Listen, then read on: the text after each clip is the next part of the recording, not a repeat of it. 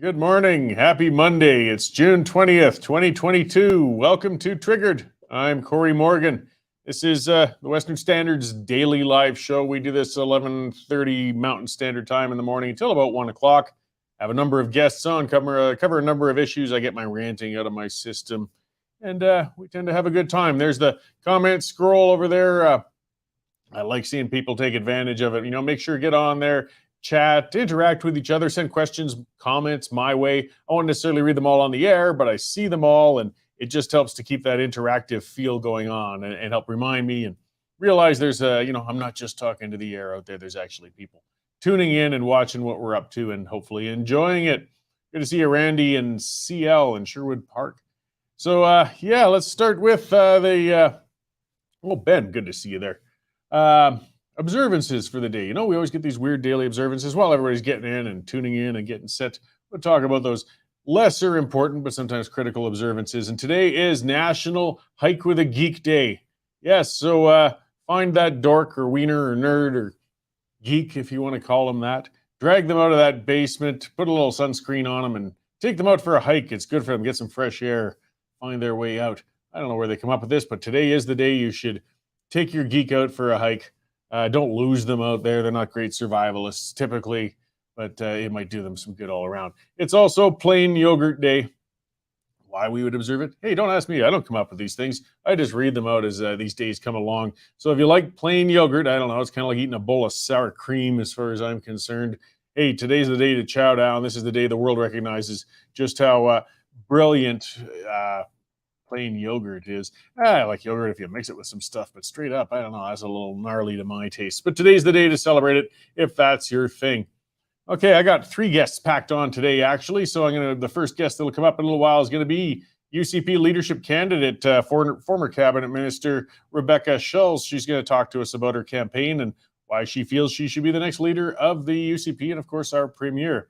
And I'm going to check in with our columnist, Chris Oldcorn, and we'll see what's going on out there in Saskatchewan and talk about a couple other stories he's posted up there. Always a good conversation with Chris. And then I'll finally round out the show with Canadian Taxpayers Federation Ontario Director Jay Goldberg, because they put out a release on C11. We got these bills that are sliding under the radar, and they really are threatening and infringing upon our freedoms, and we got to keep an eye open on these things, and C11 is most definitely one of them. All right, let's see what I'm going to get going on today. Let's talk some energy. Let's talk hypocrisy. So, for years, Germany was held up as an example of how green a nation could be. They had ambitious plans, and they were investing massive amounts of money into renewable energy forms such as solar, wind, and biofuels. Germany was apparently well placed to reach the still mythical status of being a net zero nation with their emissions. We were told we have to follow Germany's example if we wanted to save the world from the dreaded climate change. Otherwise oceans would rise, polar bears would die, and the world would run out of fluffy bunnies. If one was to question Germany's energy path, of course, they'd be labeled as climate heretics, and surely these are people who want the world to burn. Well, Germany just quietly and pretty sheepishly announced they're returning to coal-fired electricity generation. Coal is arguably the most emissions-intensive form of electricity generation of them all. When the only alternative, though, is to bankrupt your nation while citizens freeze in the dark, coal suddenly doesn't look so bad anymore. Now, this hasn't stopped German Formula One driver Sebastian Vettel from committing an astounding act of hypocrisy as he arrived in Canada after having shipped an entire race car here along with his crew, only to wear a shirt criticizing Canadian oil production. Climate change cultists like him live in a world of denial. Vettel was just one of the most visible and hypocritical of those examples. The world is dependent upon fossil fuels, and they're going to remain so for many decades to come, no matter how loudly green activists scream or how much governments pump into unrealistic renewable energy projects. Germany can't blame the Russia-Ukraine war for their woes, by the way. Their energy crisis was coming to a peak months before that broke out. They'd shut down too many forms of energy generation, and renewable sources couldn't keep up with the demand. Simple as that. Ideology is dandy, but reality will trump it every time. Germany wasn't alone. The UK had been hitting energy shortages, and in California, there have been brownouts in power provision for years, despite them being awash with oil and gas. Now, Canada's been trying to move down the same path. We've shut down and regulated countless energy projects to death. New oil and gas infrastructure projects are impossible to complete even if they manage to somehow get approved. We indulge in endless delays caused by extreme environmentalists, as we've been watching with the CGL line in BC. Speaking of the most ethical, clean-burning natural gas on Earth, by the way, Canada has deposits of it that could last centuries. The world's screaming for it, yet we won't let ourselves produce it. Quebec has shut down a pending LNG terminal that was slated for export and has banned development of gas fields in their province. Canada's Arctic has huge natural gas deposits and thousands of capped wells just waiting to come into production. We regulated the Mackenzie Valley pipeline to death, though, so we can't get the gas to market, while government handouts remain the prime form of income in communities such as Tuktoyaktuk and Nunavut. Canada's drained billions of conventional energy companies through fees and taxes over the years and has been pouring that money into electric cars for over a decade. And how's that worked out? Fewer than 5% of Canadians drive electric vehicles. So all this for what? So countries can return to burning coal? Let's not forget the countries that never stopped burning coal and have always been expanding the use of it, by the way. China, Russia, India, they don't care about our climate virtue signaling over here. If we do want China and India to consider switching to better forms of energy, we'd best start sending them natural gas. Windmills aren't going to cut it. The world needs to cut back on the irrational climate idealism and embrace practical realism. We can mitigate emissions through cleaner production of existing petrochemical products. The oil and gas sector has made huge strides in emission reduction, yet they get little to no credit for it. Love or hate natural gas, it's abundant, reliable, and cleaner than other forms of generation. Let's expand it. I mean, maybe breakthroughs are going to happen that are going to allow us to wean ourselves from fossil fuels one day, but we're nowhere close to that point yet. Windmills are expensive, limited in what they can generate, and they're unreliable. Solar, it's expensive, takes up huge tracts of land, uses loads of rare metals, and is unreliable as well. If the wind doesn't blow or the sun doesn't shine, you're shit out of luck. The world is trying to put the cart before the horse. Quit trying to shut down viable energy sources until the alternative is here. Trying to force the issue is only leading to world energy insecurity, human suffering, and is contributing to inflation. Germany can still serve as an example for the world, not as a nation saving us from climate change, though, but as an example of what happens when a nation lets hopes and dreams overtake their sense of reality. Let's learn from them rather than emulate them. Canada can power the world, but we have to stop indulging the climate extremists first. Well, that's what's got me going today on those issues. I still can't believe that. An F1 driver flies everything, a whole pit crew here, the whole works, and then starts virtue signaling, talking about how green he is and how bad Canadian oil is. It's just galling. All right. Well, enough of that guy's ugly mug. Let's bring Dave Naylor on to pretty things up on the screen and see what's happening in the newsroom. Hey, Dave, how's it going? Good. My ugly mug is now, dominating the screen. Oh, it looks great. I thought I had a cunning plan on the weekend, Cory, to deal with my chickadee problem. I was going to defoliate the tree in front of my house. So I went to the Army surplus store. They don't sell Agent Orange anymore. What's the world coming to? What's the world coming to? I hear you had a queen on your property this weekend. I did. So tell us how that's going. Yes, well, the beekeeping's going well. I haven't been stung yet. There's some pictures from my hive inspection, the first one since I brought them in. And I actually found the queen in the midst of all those crawling, moving bees, which is a victory. That's the big thing when you first check. You want to make sure your queen's surviving and moving along. And my cowardly ass didn't manage to get stung, though, as you can see, I was fully suited. Jane, on the other hand, was taking pictures in her tank top and flip-flops, showing which one of us is the coward. How can you tell which one's the queen? It's got a big, long butt, actually, a butt that's longer than her wings. And once you see her amidst the others, and the bees all kind of move differently around her, it's actually pretty easy to pick out at that point. But it took a while, though, to first get her. Well, she's the only female bee there. She's going to be busy. Busy as a bee. Well, the only one laying, yes, and hopefully she carries on with it. So, as I said, I've got an excuse not to mow all those dandelions now. Yes, indeed.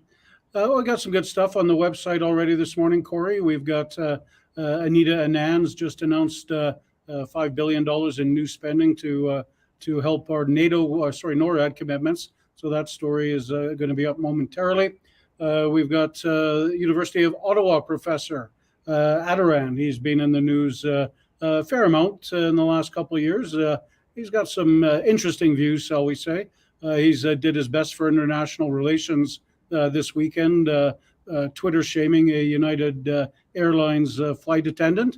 And then to carry on, he Twitter shamed anybody that's ever worked at McDonald's.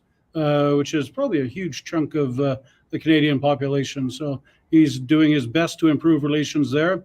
We've got a Karen Selleck column on the George Jonas Freedom Awards that were given out last week to Tamara Litch in a ceremony in Toronto. She was obviously claimed to fame was being one of the blockade organizers. An interesting story from Scotiabank, one of the biggest banks in Canada, has written a report slamming Trudeau and his government's actions, basically saying they're making ordinary Canadians fight all this inflation on their backs. And it's interesting that such a prominent bank would give the Liberals a negative review. Courtesy of our social media guru, Rob, we've got a really cool video of a white grizzly bear spotted in Lake Louise. So that's always cool. And we've got a longtime blood donor in Scotland. Has basically had enough. He went and tried to donate blood and was asked whether or not he'd been pregnant in the last 2 years. So he said, all right, that's enough of that, and refused to donate. Speaking of which, we'll soon have a story from our Arthur Green up, follow to the banning of transgendered athletes by the World Swimming Organization on the weekend. We've heard from perhaps the most famous transgendered person in the world, Caitlyn Jenner, and she's all for it. She says, good on the swimming people to ban transgender because they get an unfair advantage. So that'll be coming up shortly, along with lots of other good stuff, Cory. Great. Well, thanks for the check-in, and looking forward to seeing those stories as they break. Thanks, Cory. All right. Thanks, Dave. That is our news editor, Dave Naylor, in there, and he's always busy and running hard with all those reporters all across the country, bringing that stuff up, new content, new stories, as he said, from all over the place in Canada. And this is where I start to remind everybody and nag them. It's only due to you guys subscribing that we can do this. That's why we have these new reporters spreading out, why we have this original content and all these events going on and this show. So, hey, if you haven't subscribed already, guys, get on board. It's $10 a month, $99 if you take it out for a year. And this is how we can stay independent. We don't take tax funding, not a nickel. And we pride ourselves on that. We sell a product.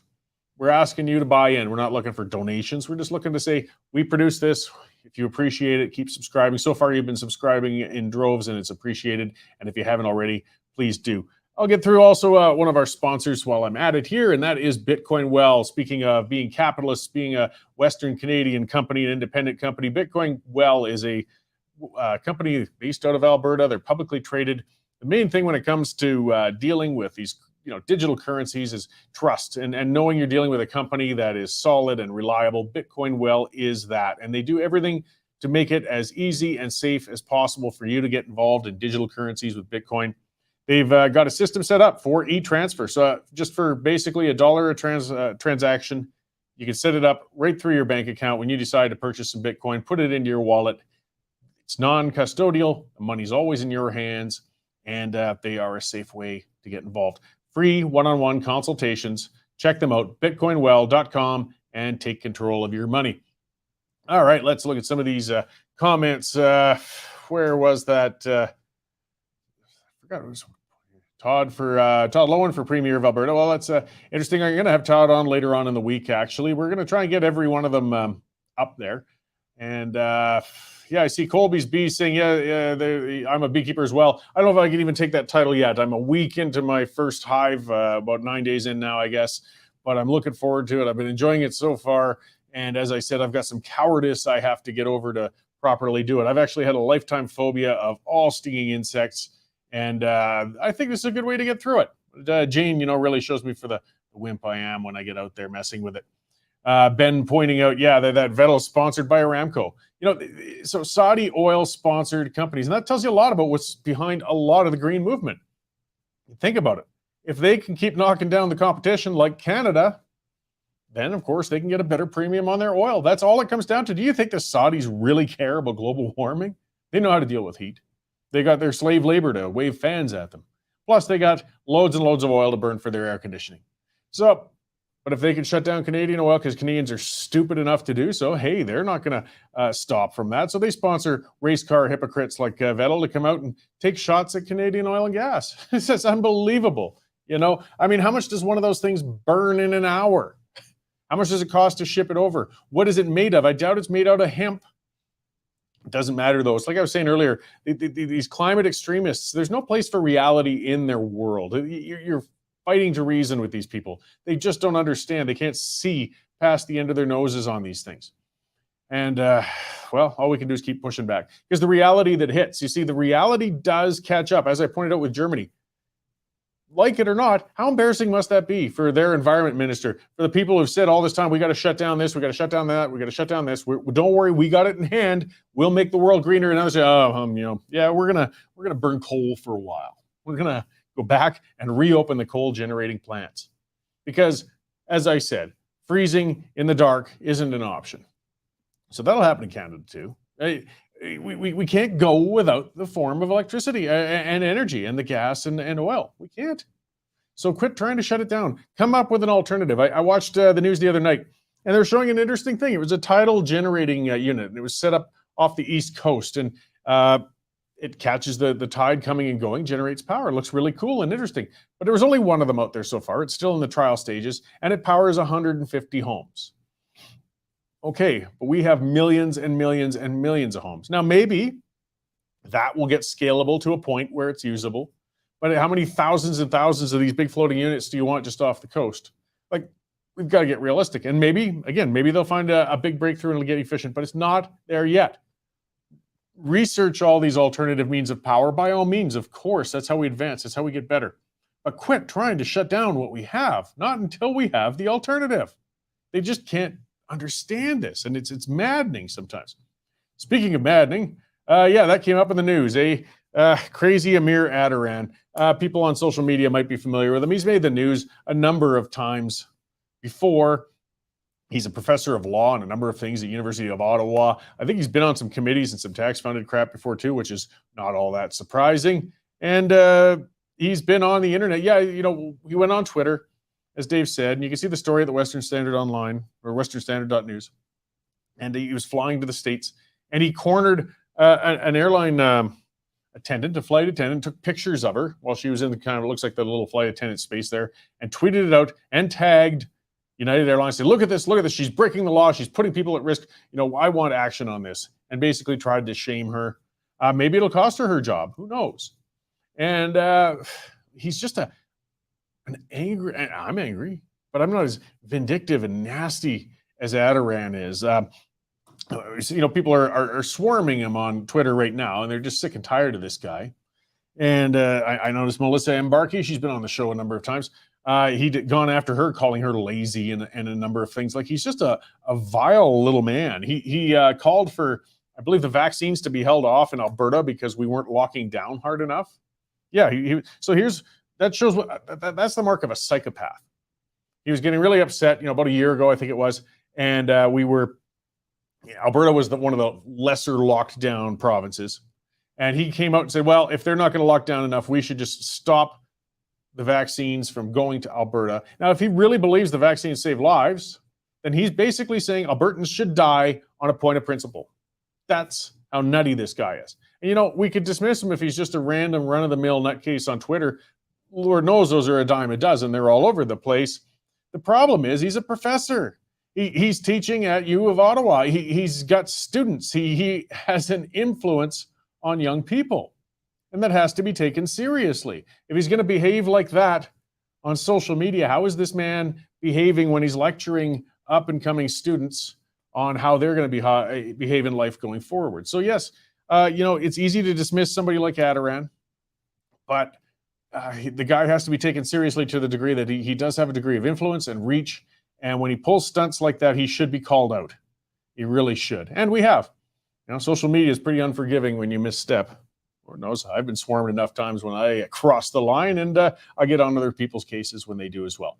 All right, let's get on to our first guest of the day, and that is one of the UCP Leadership contenders. She's running to be the head of the UCP and then our premier, and that's Rebecca Schulz, former Children's Services Minister and MLA for Calgary Shaw. Hey, Ms. Schulz, how you doing? I'm doing really well. How are you? Very good, thanks. Just doing my Monday rant. You know, it's therapeutic, gets it out of my system. It's a good way to start the week. Yeah, I like it. There's always lots to get me worked up, but I'll try and keep things calm for when we talk here. So your campaign's just kind of kicking off. You've put your foot forward for the UCP leadership.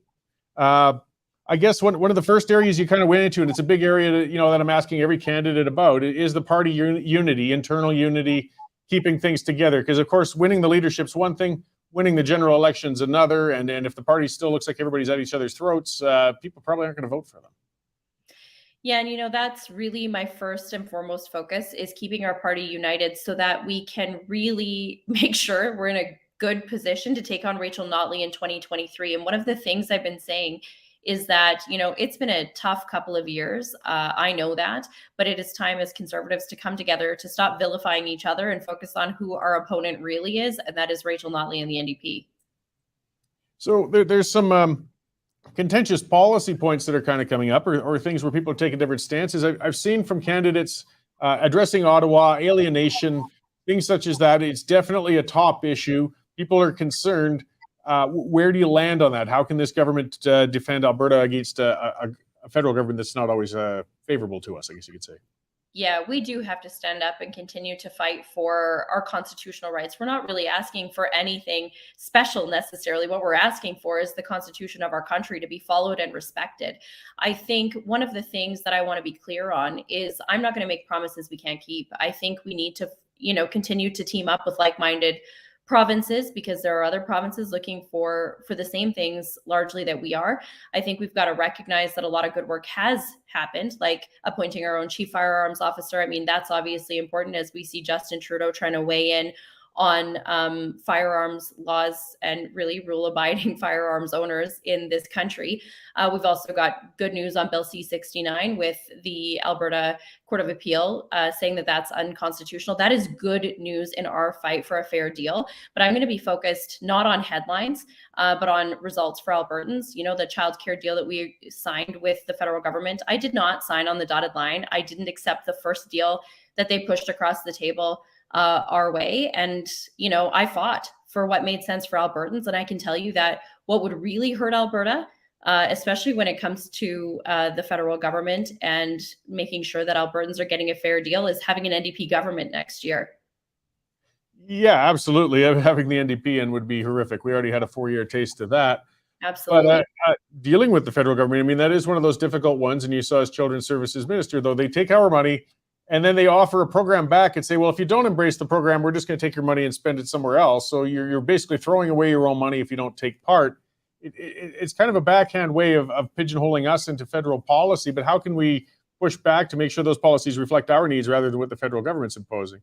Well, and here's what I always say is that we need unwavering conservative values to be at the forefront of our platform and what our party stands for. That said, we've also got to use common sense when making decisions. So when I would hear from Alberta families, and yes, even conservative supporters, they said, look, we're not okay with leaving almost $4 billion of our hard-earned tax money in Ottawa to pay for childcare in every other province across the country except for here. They see that as an economic advantage for us to make sure that parents, yes, women, but men, women alike, parents can take part in the labor market, right? That they can take part in these new jobs that are being created every single day here in Alberta.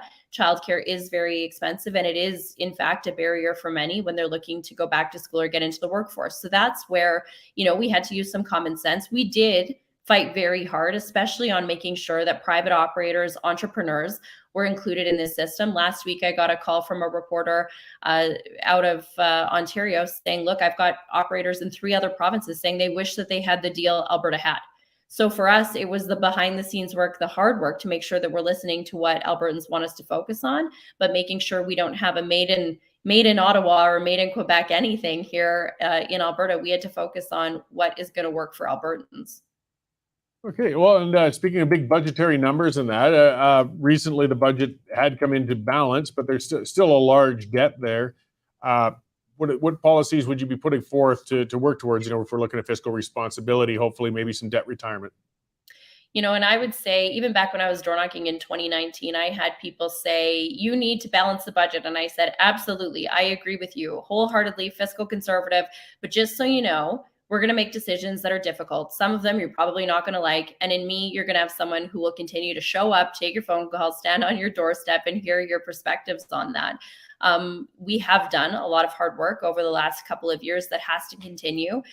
We hear a lot of people saying, the Heritage Savings Trust Fund, we've got to save for future generations. We have to continue to keep government spending down. And when I look at that as a parent of two young kids, my kids are 3 and 7, it is an imperative, because when they are in our positions making decisions, I don't want them to be paying off our debt. I want them to have the flexibility to meet the demands of their generation and their time.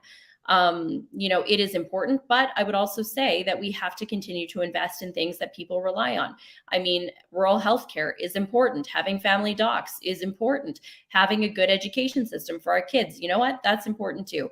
But I think that we can show that we've got compassion, common sense, but can also balance the budget and keep us on a good fiscal trajectory.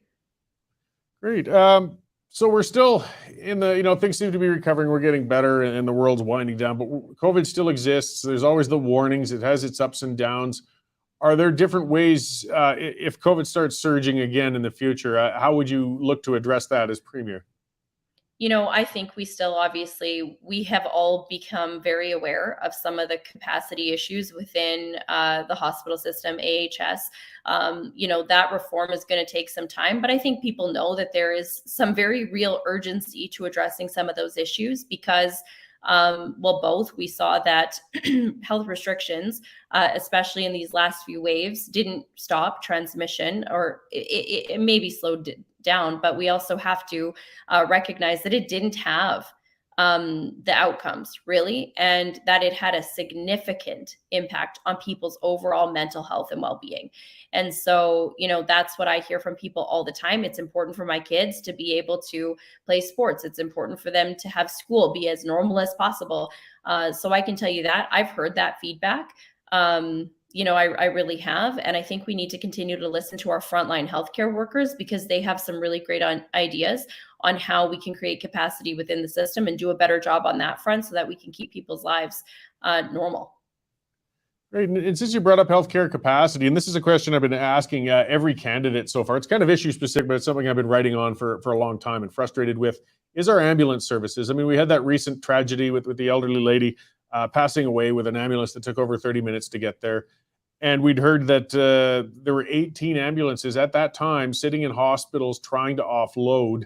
Yet all we get in response is, well, we'll strike a committee and wait 4 months. Like we're, to be honest, one of the frustrations I think with the UCP people have had is a lot of talk and not a lot of action. We don't want more committees. We want to see something solved.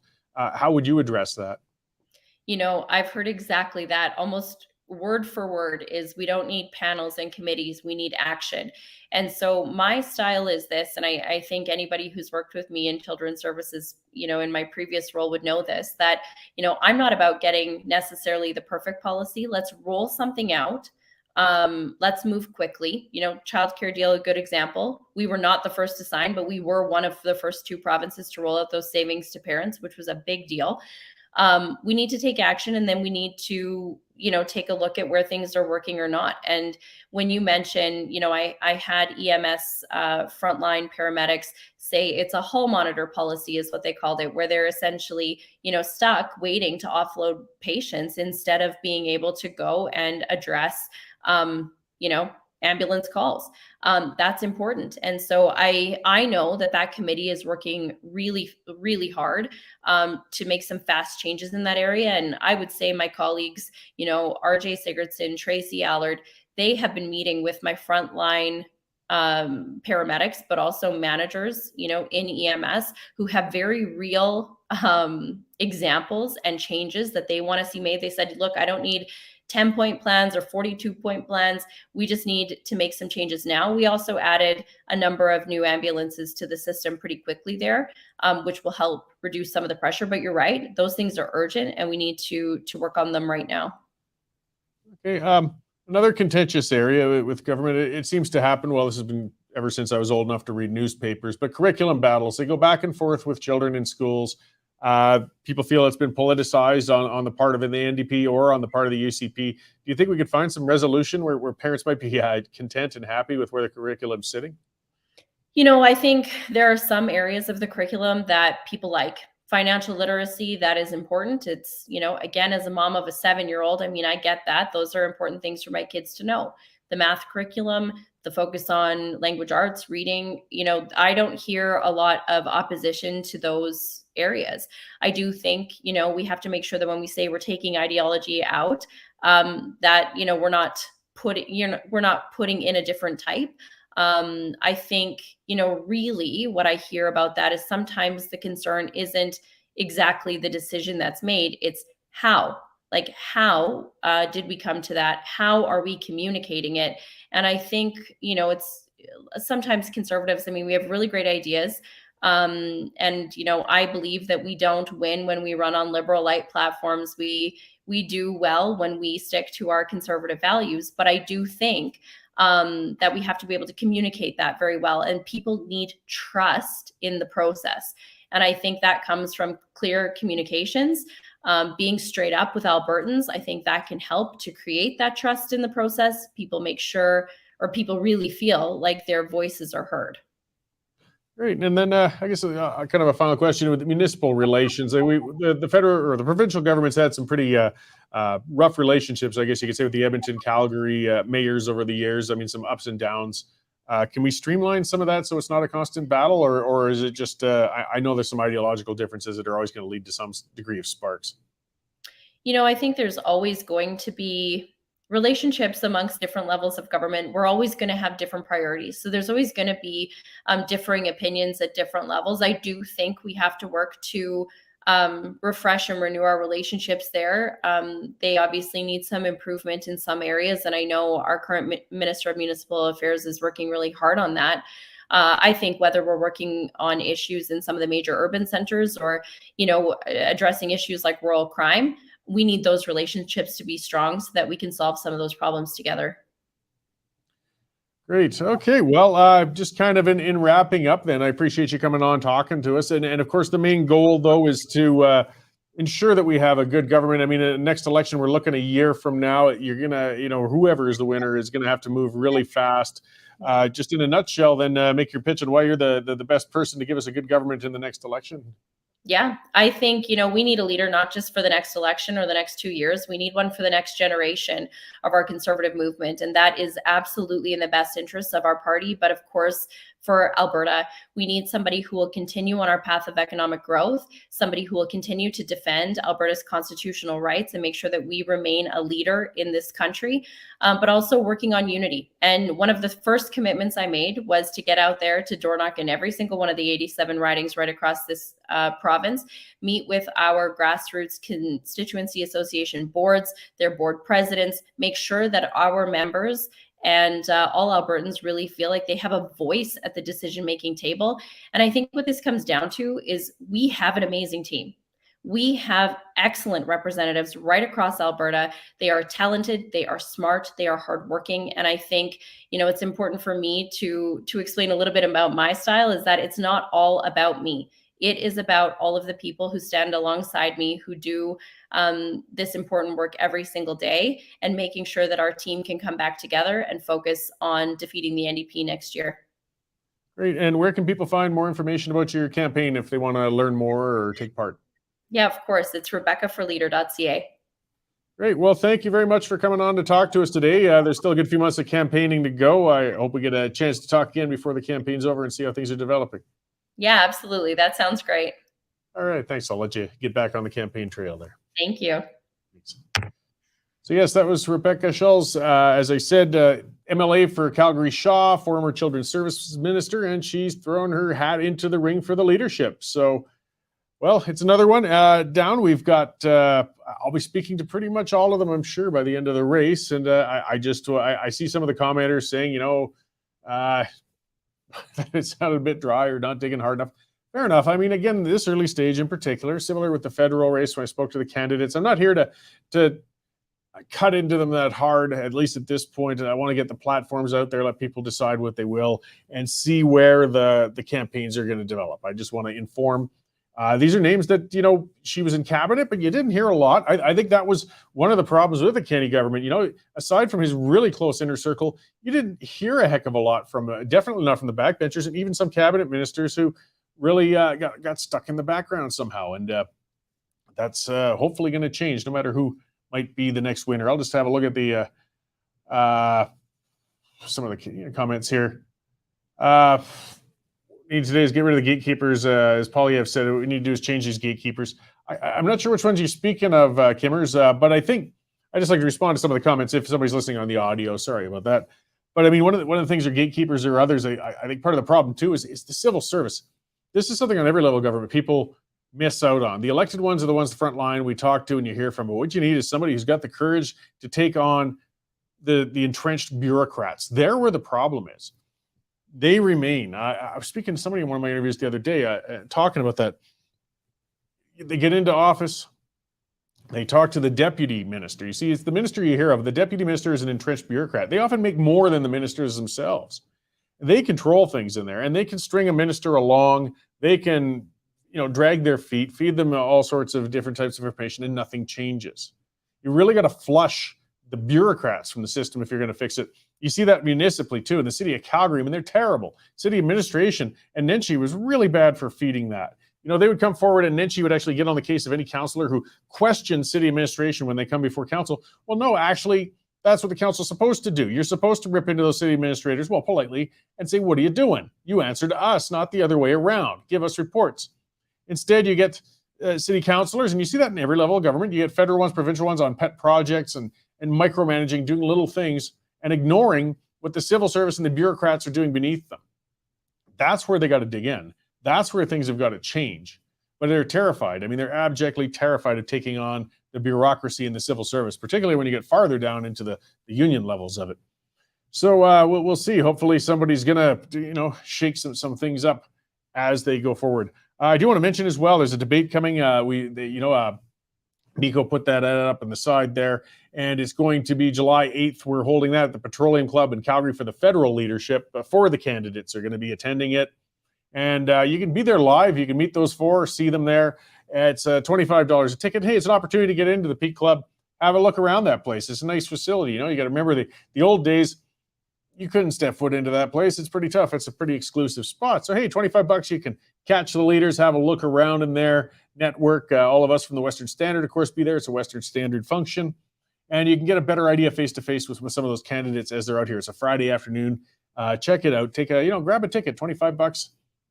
Head on down there, guys, and see what they've got going on. Okay, I'm going to speak about another one of our sponsors before I move along too, and that is the Canadian Shooting Sports Association. These guys, again, have been a very good sponsor for us for a long time. They're a very good organization. They're good for anybody who owns or wants to own firearms, responsibly, safely, legally, like all of us do. I mean, yeah, there's a handful of crazy criminals out there who are committing some god-awful crimes, and, we've got the gangs, we've got the smuggled weapons. But for all the people who are responsibly hunting, target shooting, collecting, all of that, we're the ones that the government is targeting. We're the ones they're coming down on. We got to stand up for ourselves. The Canadian Shooting Sports Association does just that. It's an association of other firearm owners, so you can get together and stand up for yourselves, put out those court challenges. There's lots of other resources too. Things on where there's events going on, where there's different types of firearm activities you can do, and things such as that. They're an association like any other. So if you own firearms, guys, you got to get there, stand up for yourself, use those resources, take out a membership with them. Canadian Shooting Sports Association. Their website, cssa-cila.org. And hang on to your guns, guys. They're coming for them. All right, Tracy Totten asking if I've had Brian Jean on yet. I had Brian on, I'm going to guess, maybe a month ago, and I imagine we'll have him on again. I've got Sonny on tomorrow. She'll be on, another former cabinet minister. She's going to be on a little later in the week. I think it's Thursday. I should keep my schedule more handy. I'm going to have Todd Lowen on, and of course, I've reached out to the other candidates, and I, of course, had Daniel Smith on last week, and we've talked to Bill Rock. So we will cover them all, assuming they're all willing to come on. And so far, so good. And I imagine, well, we haven't arranged anything yet, the Western State will probably be doing some sort of debate with these leadership candidates. But that's outside of my organizational realm there. So we can look forward to that. I'll certainly let you know as soon as it's going.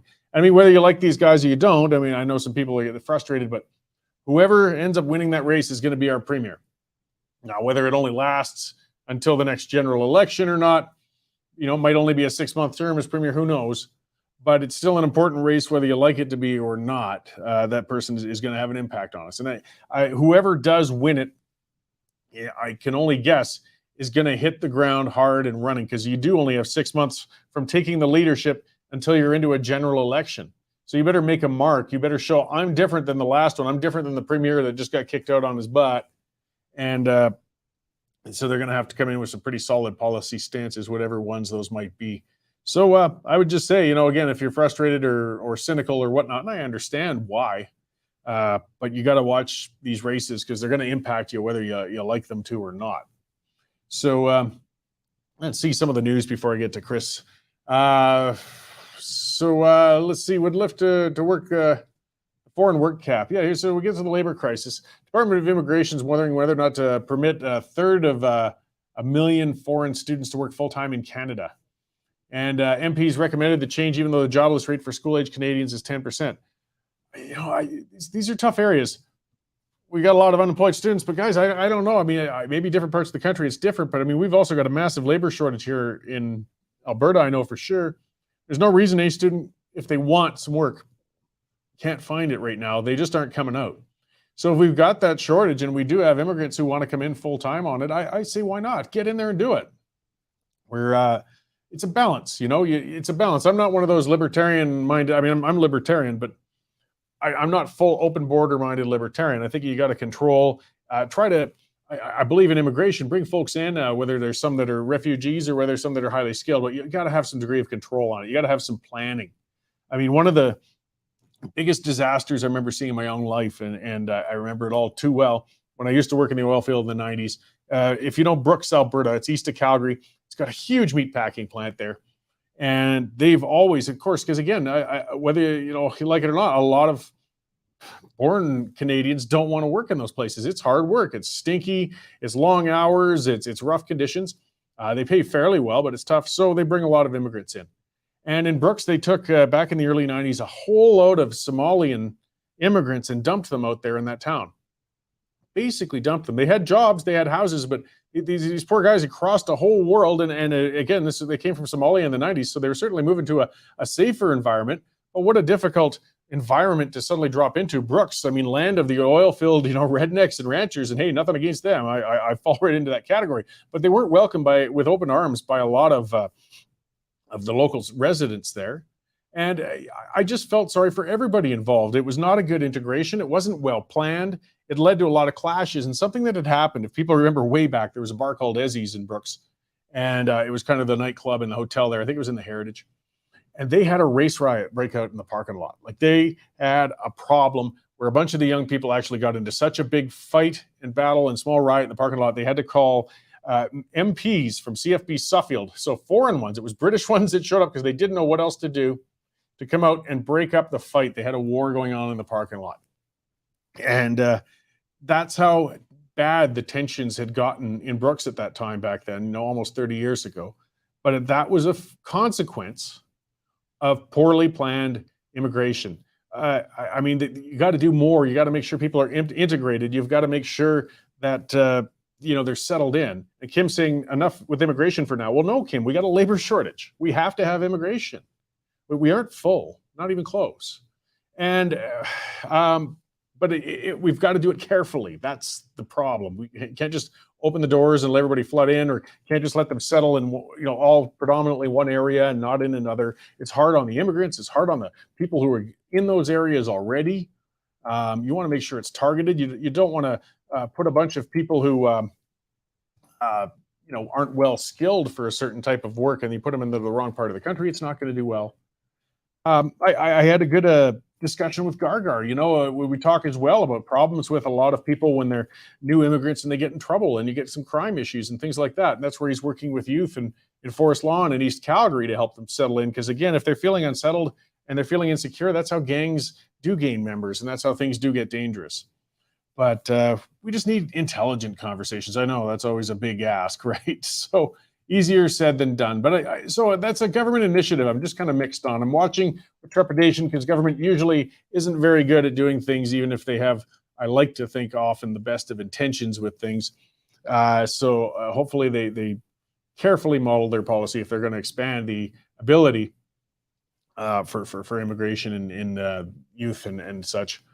But what's Sylvia saying? What labor shortage? Ask some businesses. There's a labor shortage, Sylvia. There are places having a hell of a time getting staff. And it's a difficult thing. It's difficult because you can only raise your salaries so much with your margins, and then you raise prices. And this is how we get onto this endless cycle of inflation. It contributes towards that and everything else too. But there is a labor shortage. There is a big one.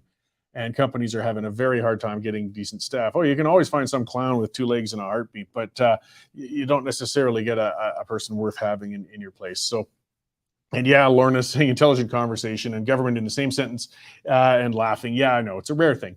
All right, well, let's bring somebody intelligent in. I'm going to move on to my next guest here, Chris Oldcorn. I see him sitting in the lobby, and we'll talk about a few things here that he's been writing on. Hey, Chris, how's it going out there in Saskatchewan? Pretty good. I thought I was the clown with the heartbeat that you were bringing on. No, not in this case. No, not in this case. I was going to use another term for it, but I thought I don't want too much bleeping going on or messing with the algorithms. But you're going to Facebook jail. Yeah, we don't need to get knocked off anymore. We've been doing pretty good for that lately. So you've been writing on some good wild stuff, though. I want to start with that story that just came out today. Dave mentioned it in the news check-in. A blood donor has now refused to answer whether or not he's pregnant. Yes. What the hell's going on? Well, that's a very fantastic question. And it's a fairly easy one to answer. They have created a new blood donor form, and they ask you if you've been pregnant in the last 6 months, or are you pregnant right now? You can see that up on your screen there. And an individual went in to donate blood. He's 66 years old. Now, this individual has been donating blood since he was 18. And he actually has kept track on how much blood he's actually donated. He has donated 125 pints of blood since he was 18. So to put that into perspective, think about going to the bar, asking for a pint of beer, multiply that out, 125 of those glasses, and that's how much blood this guy has donated. So when he got to this question about whether he was pregnant or not, he went and said, I can't answer this question because it's not possible for me to be pregnant or have been pregnant in the last 6 months. And they told him he has to answer the question or he can't donate blood. So he said, well, then I'm not answering this question. It's completely ridiculous. Obviously, I have not been pregnant. I'm 66 years old. There's been no pregnant ladies who are 66 years old ever. So why are you asking a senior male if he's pregnant or not in the last 6 months? And so he said, look, I'm not going to donate blood anymore if I have to answer this question. It's ridiculous. They said, if you don't answer it, then we're not taking your blood. He then went public with the story, and the head of blood services came out and basically thanked him for his donations. But if he refuses to answer the question, they don't want his blood.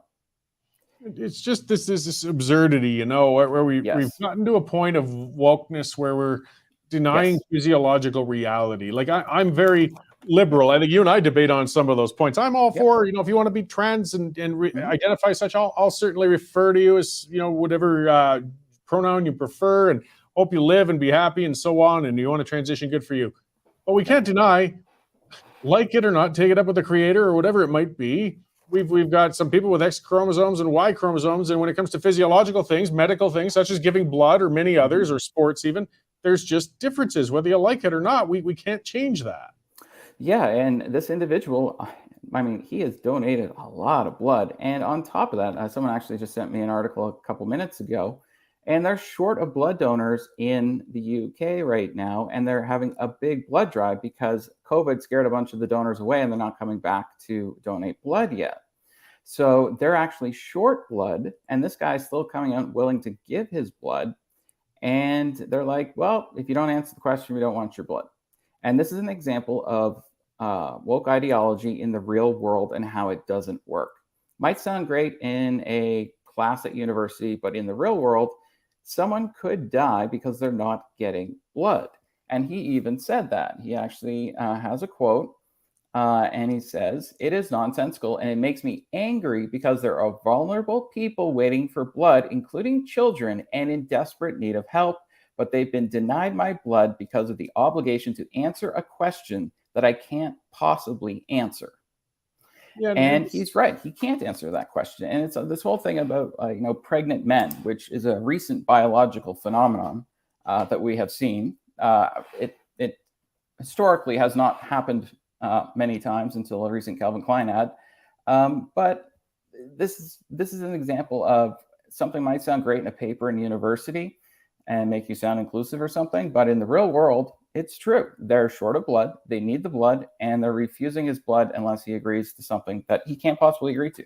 And quite frankly, I think he's in the right here. At some point, you got to stand up and say, this is ridiculous. I'm not a pregnant man.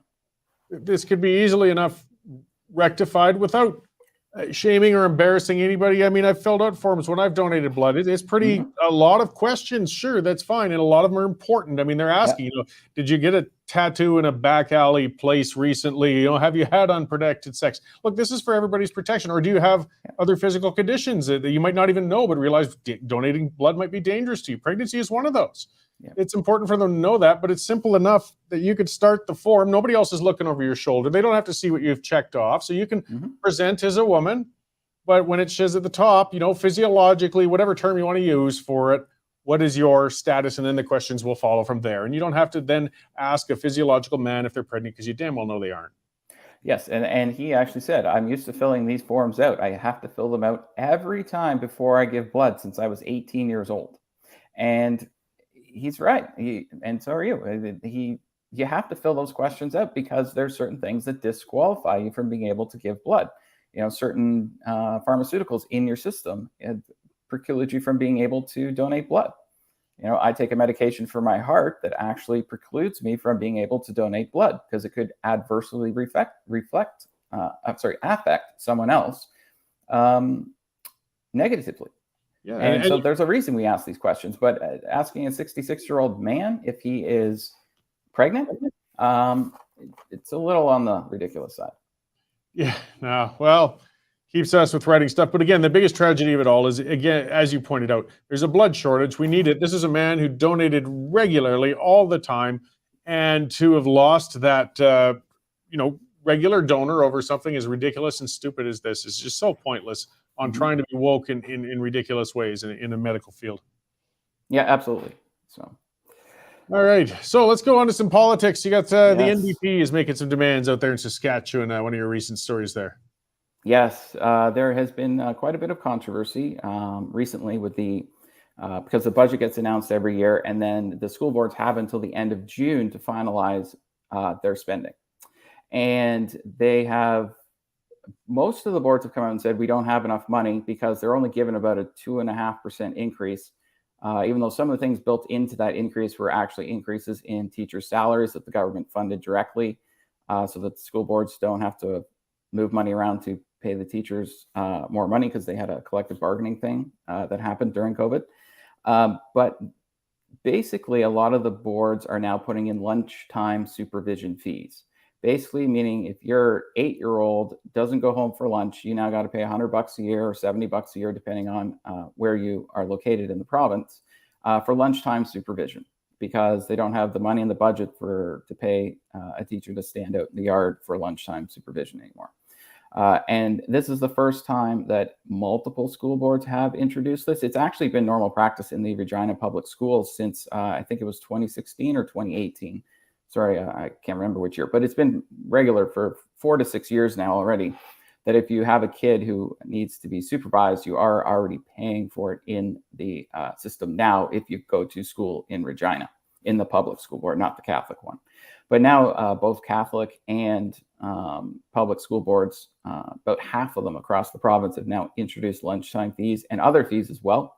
So the NDP called on them to insert about $50 million.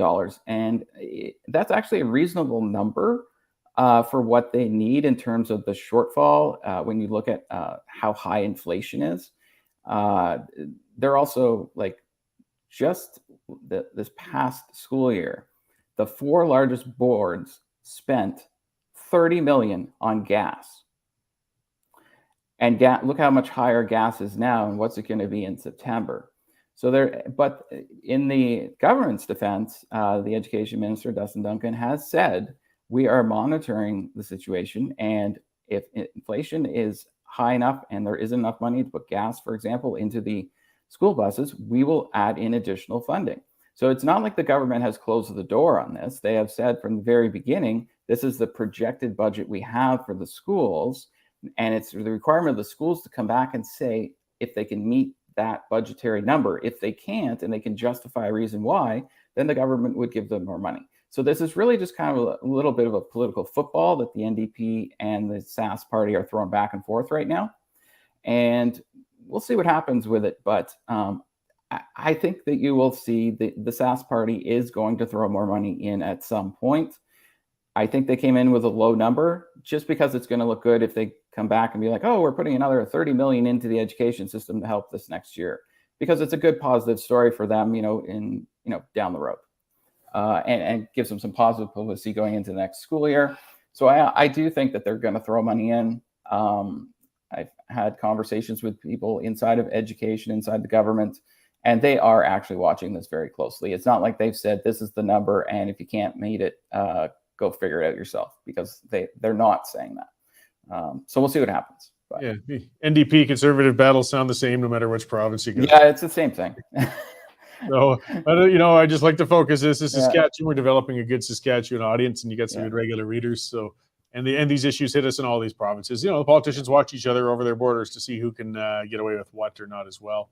Yeah, and Saskatchewan used to be an NDP province. It's only recently switched to the right. I mean, it's just kind of like Alberta, the NDP and a conservative party of some kind basically battled out for beginning of time, and the Liberals are kind of non-existent. So it's just kind of how it works out here in the West, because the Liberal brand, let's just say, in the West isn't very strong other than BC. So.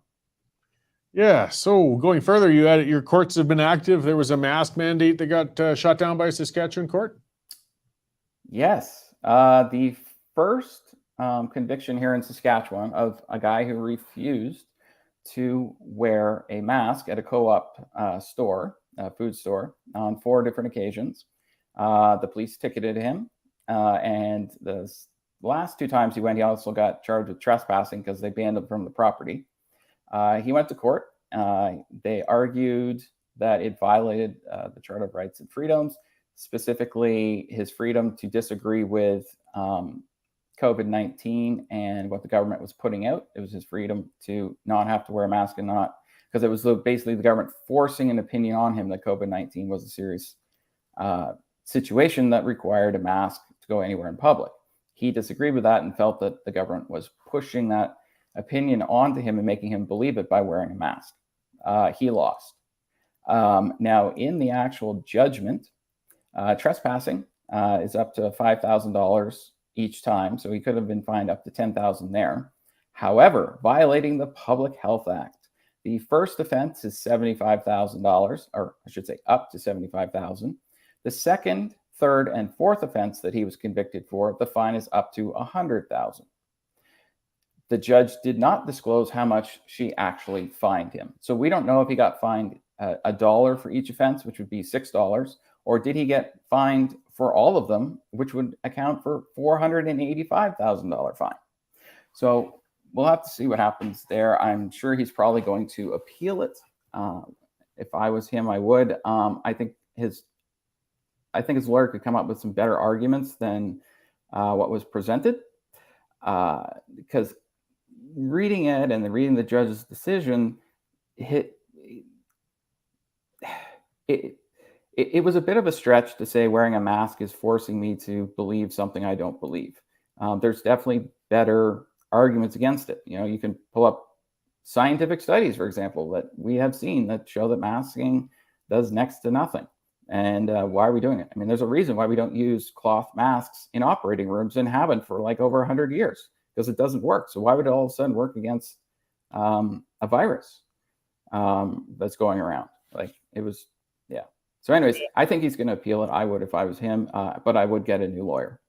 Well, we'll have to see the court battles all across the country going for But years. he's the first one convicted in Saskatchewan. Like Bernier got his tickets thrown out, and some other people had their tickets thrown out for the exact same thing.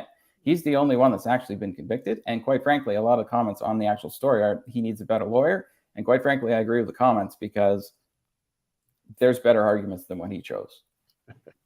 Well, we'll see what comes out of it. I'll close up just something you've been writing a lot about anyways, and that's something that goes province to province in a way. If you're a football fan, you've been doing regular Riders stories and keeping us appraised on your green team out there. I know even, Stamps fans or Edmonton fans still want to watch that, just like I watch those darn dirty Cleveland Browns and see what they're up to because I'm a Steelers fan and I want to know what they're doing. So what's happening? Working town versus working town. Yeah. So what's going on with your Riders out there? They're 2-0, and they are doing interesting ways to win. They like to keep it close, regardless of whether or not they're playing a good team like the Ticats or they're playing the Edmonton Elks, who didn't even win a home game last year. They have the number one running back in the league, and their quarterback is also the number one running quarterback in the league. So in the CFL, where it's mainly an air game, they're doing very well on the ground as well. It would be nice, though, if they could start scoring points sooner in a game and not make it so tight on themselves. Because even in the early part of the Edmonton game, Edmonton actually was winning at one point. But they have a very good team. Everybody who does the sort of the power rankings has the Riders at either first or second with the Bombers, depending on who you look at. But I do think Cody is going to be probably the number one quarterback this season. Once he gets warmed up, he is on fire. Now, he didn't throw for over 300 yards in this last game like he did in the first game, but he definitely was helping them move the ball down the field very successfully.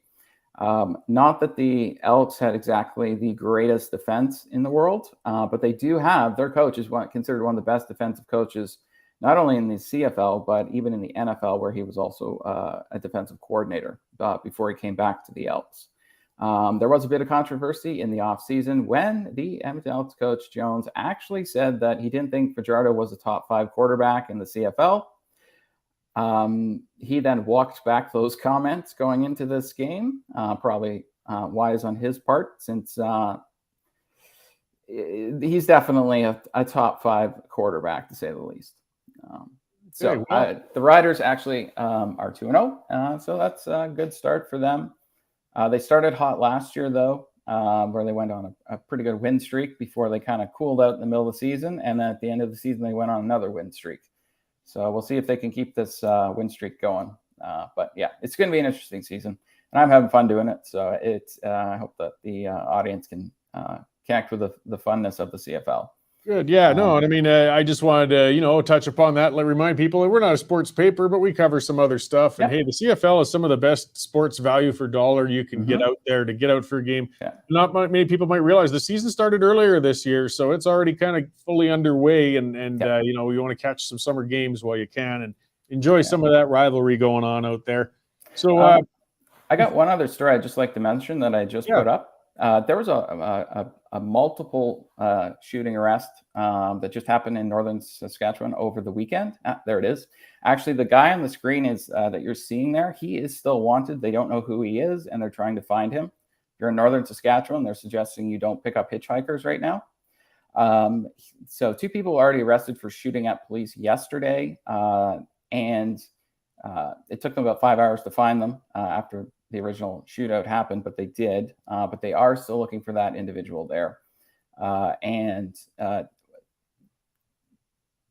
If this was there was luckily no injuries in the shootings, because at the same time in this town, there was a children's fair going on at the same time. So it was very lucky that the shootings where they did take place were actually away from where the children's fair was taking place, but they obviously had to shut it down, and they had everybody shelter in place where they were in the city for about 5 hours before they released people and said they could come back out onto the streets again. But very scary situation in northern Saskatchewan. And they still have a suspect at large, which you can see on the screen there. He's wearing a black top, black pants, black shoes, and there's a gold stars on his on the arm of his T-shirt. And he's got short black hair, and they would very much like to find this individual. As you can see, he has a gun in his hand, and that was taken by someone near the scene. So if you recognize the guy, Crime Stoppers would love to talk with you. Yes, absolutely. What a terribly dangerous, potentially dangerous situation. Thankfully, no children were hurt. And obviously, this is a person we want to see caught Yes. and restrained. In a very small town as well. As soon as possible. So again, just that reminder to folks, check it out, westernstandard.news, and you can see that picture and those details from Chris. And I know you'll report on that as it develops if this fellow's apprehended and what goes on from there. So thanks for bringing that up since it's developing and breaking, and let's hope they round up this guy before he really hurts somebody badly. Yes, yeah. It's a very scary situation up there. It's a very, very small area too, in terms of the amount of people that live there too. So. Okay, well, thanks for joining us again this week, Chris, and look forward to seeing more of those Saskatchewan news stories as they develop. Well, thank you very much for having me on, Cory. Have a great day. Thanks. That's Chris Oldcorn. He writes opinion as well, by the way, guys. 1 or 2 columns a week. Just search him out on westernstandard.news. Lots of content, opinion, and news. And keep up with all things Saskatchewan. He writes on national stuff, too. And as we see, we got stuff that's breaking as it goes with that shooting up in northern Saskatchewan. Scary stuff. I'm just looking at some of the comments. Yeah, somebody's pointing out where we're talking about universities and just some of the insanity, especially when we got Mr. Adoran talking. But somebody brought up God Saad. He's a social media personality, a professor, and he's written books. What was it called again? The Parasitic Mind. If you want a really good read, actually, it's like a green cover with a thread being pulled out of a person's skull there. That's by God Saad. And he really goes into a lot of how academia has gone woke and unfortunately pretty much insane.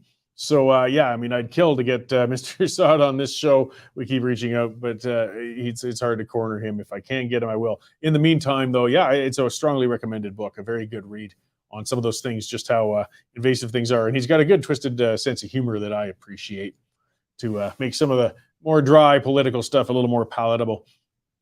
Before I get to my next guest, I'll just speak one more time to our sponsor, and that is bitcoinwell.com. I know digital currencies have their ups and downs. Everything does. Oil has its ups and downs. I'm not going to speak to when the best time is to invest in digital currencies or when the worst is, but lots of people are investing in them and they're keeping track of things and they need to know what it's all about. So Bitcoin Well is a Western Canadian company, an established one, a publicly traded one that can help you safely navigate those digital currency waters and see if it's right for you. They have all sorts of resources. So you can see they got ATMs all across the country. They make Bitcoin as easy as humanly possible to use. And as I said earlier, they have an e-transfer system. So you can just basically pop online, e-transfer from your bank account into your Bitcoin account with just a very, very low fee. If you look online, you'll see compared to other services and that, they're really good, guys. Check them out. All sorts of savings plans, things they can set you up with. Bitcoinwell.com and take control of your money. All right, I'm going to bring in a third guest today, and that's Jay Goldberg. He's the Ontario and I think acting maritime director of the Canadian Taxpayers Federation. And they just put out a report outlining the problems, like we need them outlined. We do, actually, with Bill C-11. It's a very, very dangerous bill. Let's bring Mr. Goldberg in and see what the Taxpayers Federation's got going on. Welcome to the show, Jay. Great to be with you. Great. Thanks. So I looked over your report there. Maybe if you want to lay out, my viewers we've talked about C-11 before, but still not everybody's necessarily familiar with it. What is C-11 and what's it all about here? So Bill C-11, in reality, it's all about government power. It's about the Trudeau government wanting more power for themselves and for bureaucrats. So according to the government, they're trying to pass Bill C-11 to make sure that people see more Canadian content and make sure that Canadian content providers succeed in the world.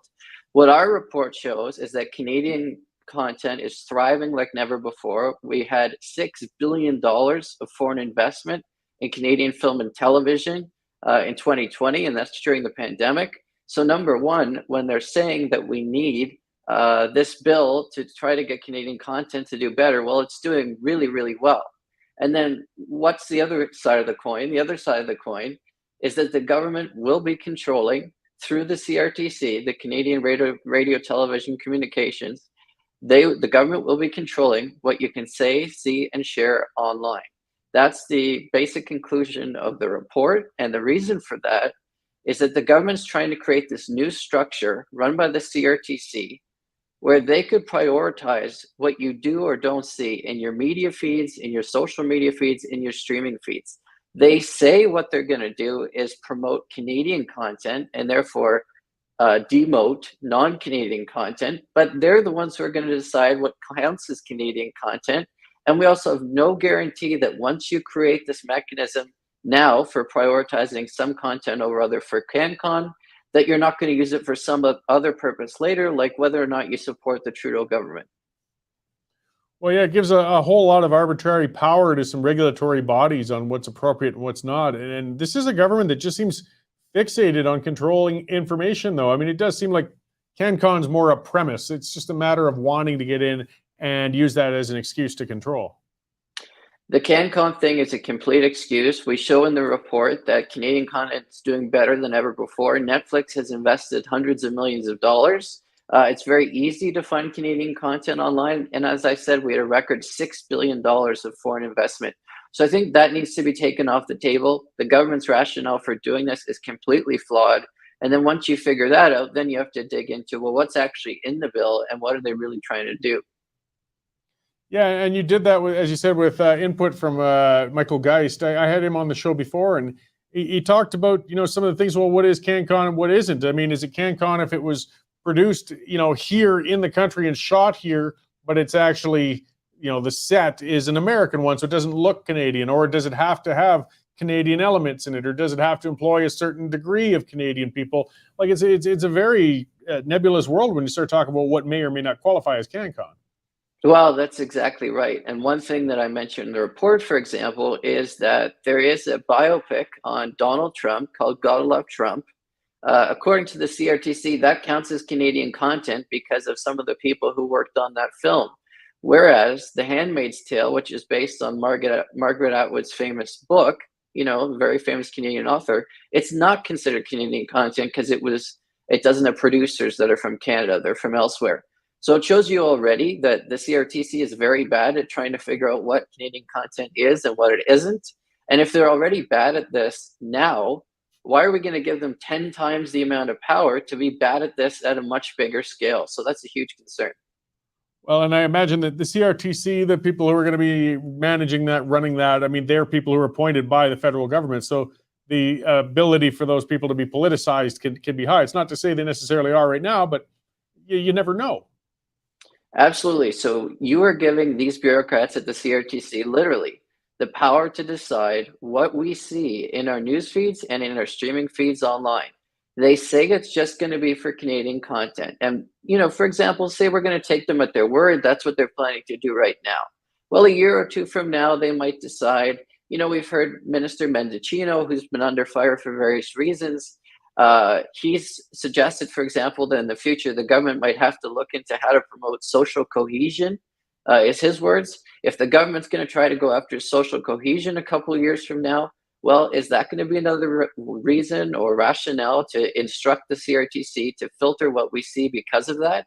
So that's the big concern, is down the road, this could be used for literally any purpose the government wants. These bureaucrats are appointed directly by the government, and the government gives them instructions about what to do.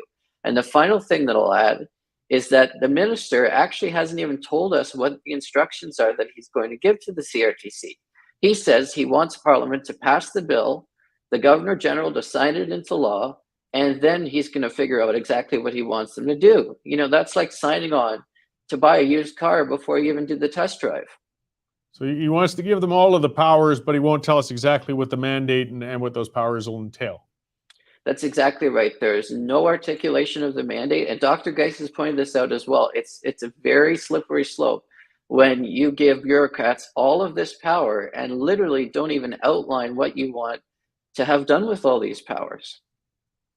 And yeah, then these things have a chilling effect. I mean, again, it's hard on independent media, things like that.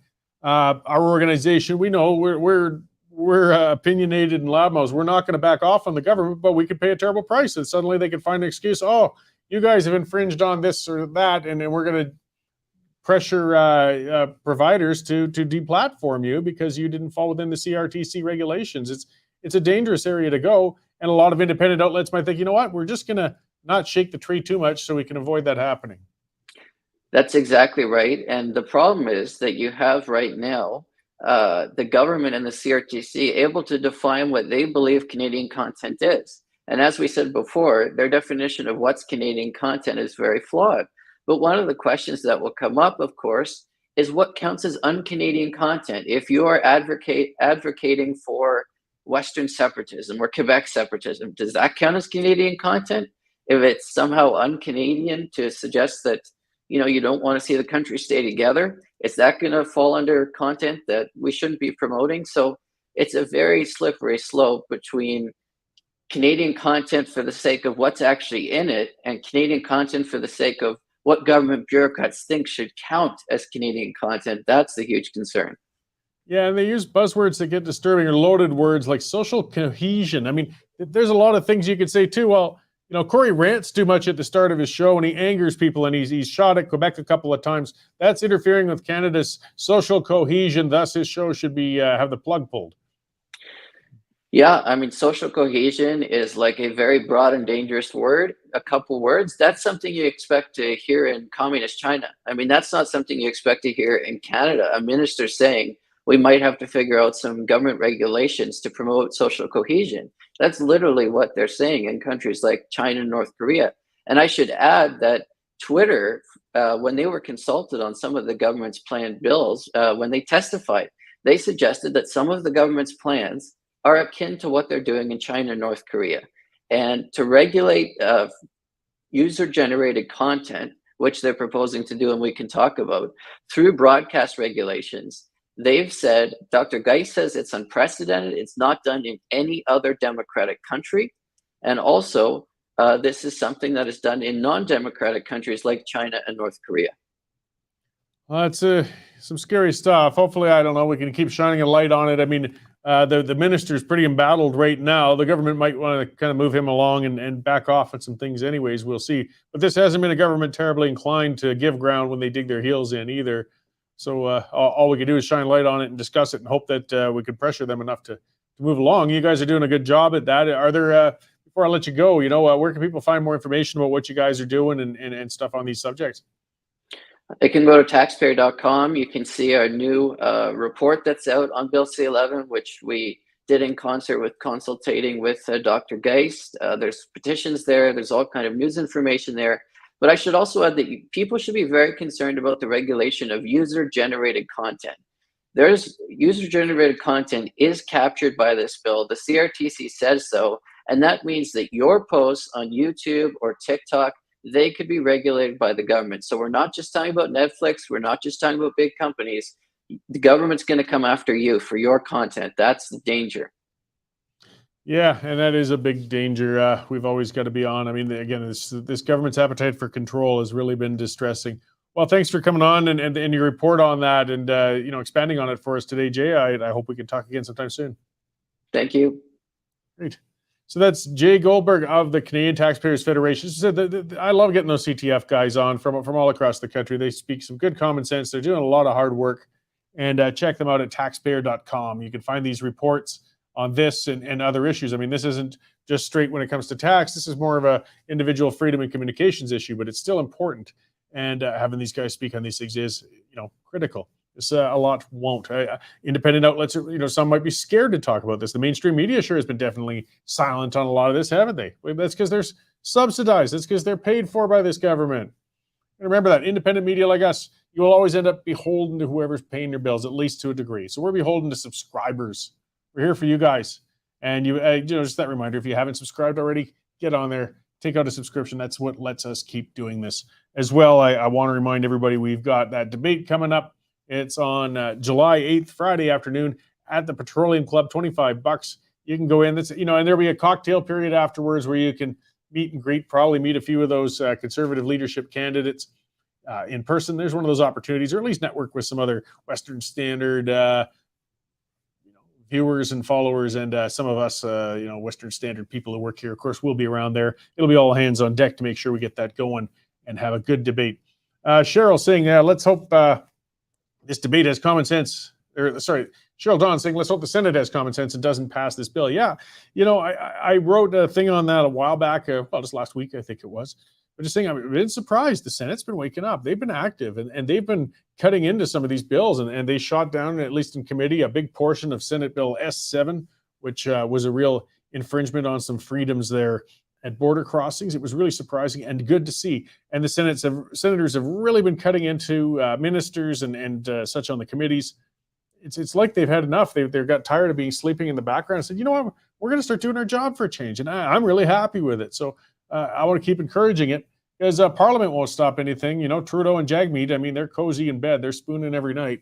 They're not going to, you know, break ranks and shoot down any of their own bills. But the Senate is outside of their control.